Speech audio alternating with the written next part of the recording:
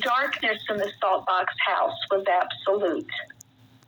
A thick, velvet weight that smelled of wet silt. Sarah's hands fumbled over the kitchen counter until her fingers brushed the cold plastic of the emergency flashlight. The first glimpse. With a jagged click, a beam of light cut through the hall. The dust motes in the air didn't dance. They hung frozen, as if the air itself had turned to jelly. The flashlight beam landed on the floor where the wet footprints had stopped. There was no person there, but in the center of the rug sat a puddle of black, brackish water, shaped perfectly like two large, barefoot hills. Above the puddle, the air shimmered with a greasy heat wave distortion, bending the light of the flashlight into a sickly spectrum. Whatever Elias had invited in wasn't just visible, it was heavy. The watchful eye. The week that followed was a slow erosion of sanity. The sensation of being watched became a physical pressure, like a thumb pressed against the back of their necks.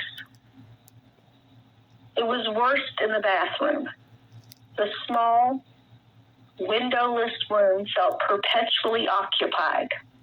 Whenever Sarah brushed her teeth or Elias shaved, the air would turn frigid, and the steam on the mirror would bead into streaks that looked like long, spindly finger marks.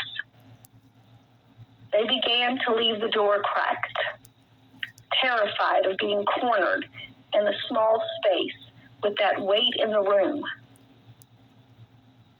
The figure in the doorway.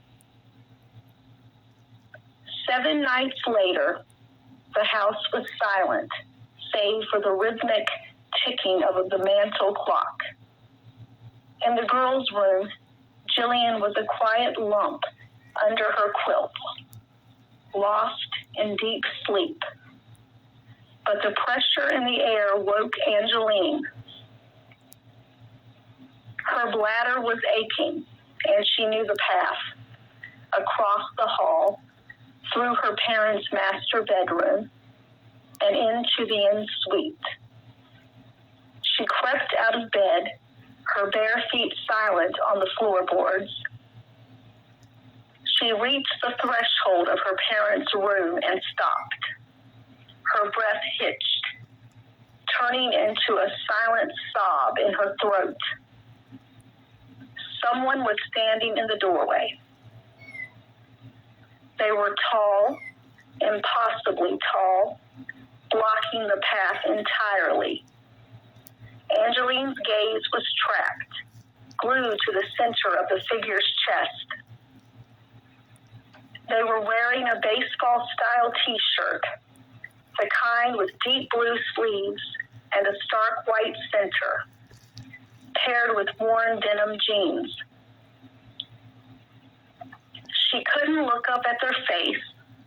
She was terrified that if she saw the eyes, she would never be able to look away. She couldn't look down at the feet, fearing they wouldn't be touching the floor. She stood frozen, her legs turning to jelly, the sound of her own heart thundering in her ears like a war drum. With a burst of adrenaline born of pure terror, she spun around and bolted. The empty search. Angeline skidded into the living room. Collapsing at her mother's feet, she buried her face into the soft, familiar fabric of Sarah's flower print nightgown, sobbing hysterically. "Angeline, what on earth?" Elias barked, jumping up from the sofa where they had been mindlessly watching the late-night news. Someone's in the house," she wailed. In the doorway, a man in a blue shirt. Elias's face went pale, then hard. He reached into his pocket and pulled out his heavy folding knife, the only weapon they owned. He snapped the blade open with a metallic snick. "Stay here," he commanded. He moved through the house like a specter. They heard him kicking doors open, checking closets, and swearing under his breath. Minutes later, he returned, his shoulders slumped, but his eyes darting. "There's nobody, Angeline," he said, though his voice lacked conviction. "The windows are locked. The girl's room is empty. You just had a..." The light from the void. Before he could finish, a low moan started in the chimney. Outside, a night that had been perfectly still suddenly turned violent. A fierce, unnatural wind slammed against the house, rattling the siding and making the glass groan in the frames. Then, with a sound like a gunshot, the front door, dead-bolted and locked, blew wide open.